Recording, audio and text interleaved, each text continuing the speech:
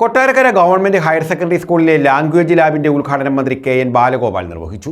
KSFEയുടെ CSR fund ഉപയോഗിച്ച് കൊട്ടാരക്കര നിയോജക മണ്ഡലത്തിലെ 8 സ്കൂളുകളിലാണ് ലാംഗ്വേജ് ലാബ് നിർമ്മിച്ചത്.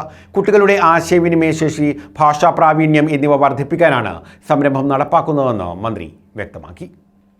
കുട്ടികളുടെ ആശയവിനിമയ ശേഷി, ഭാഷാ പ്രാവീണ്യം എന്നിവ വർദ്ധിപ്പിക്കാനാണ് ഒരു ലാബിന് 8 ലക്ഷം ചെലവ് വരുന്ന ഈ സംരംഭം നടപ്പിലാക്കുന്നതെന്ന് മന്ത്രി കെ.എൻ. ബാലഗോപാൽ പറഞ്ഞു. നൂതനമായ സോഫ്റ്റ്വെയറും കമ്പ്യൂട്ടർ സാമഗ്രികളും ഉൾപ്പെടെ വിപുലമായ സംവിധാനത്തോടെയാണ് ലാബുകൾ ക്രമീകരിച്ചിരിക്കുന്നതെന്നും മന്ത്രി പറഞ്ഞു.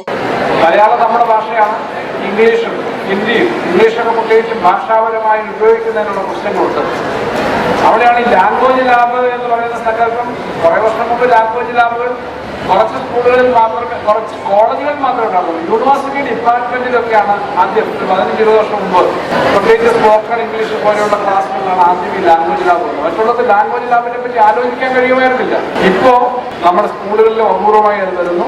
നമ്മുടെ ഈ മണ്ഡലത്തിലെ 7 സ്കൂളുകളിലാണ് KSFEയുടെ corporate social responsibility CSR fund കൂടി ഉപയോഗിച്ചുകൊണ്ടാണ് അങ്ങനെ ഒരു തീരുമാനമെടുത്ത് 8 സ്കൂളുകളിൽ നമ്മുടെ ഈ മണ്ഡലത്തിൽ ഈ ലാംഗ്വേജ് ലാബ് വരുന്നു. കൊട്ടാരക്കര സ്കൂളിൽ നടന്ന ചടങ്ങിൽ നഗരസഭാ ചെയർമാൻ SR രമേശ് അധ്യക്ഷനായിരുന്നു. വിദ്യാഭ്യാസ standing committee chairman Unnikrishnan, school principal R Pradeep, KSFE regional manager Biji M Basheer, school managing committee പ്രതിനിധികൾ, PTA ഭാരവാഹികൾ തുടങ്ങിയവർ പങ്കെടുത്തു. News bureau, Kottarakkara.